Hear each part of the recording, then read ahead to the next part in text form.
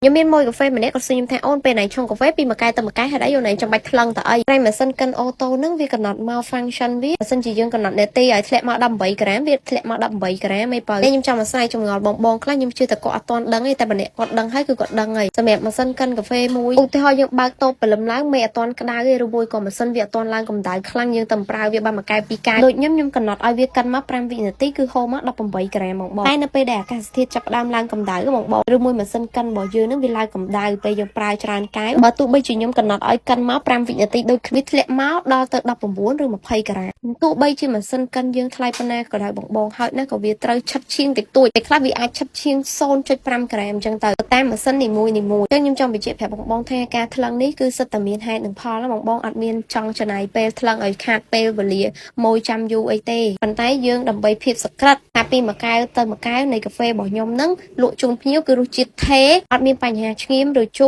រឬមួយបំរែបំរួលនៃរសជាតិខុសធម្មតាទេអត់ទេគឺថេរជានិច្ច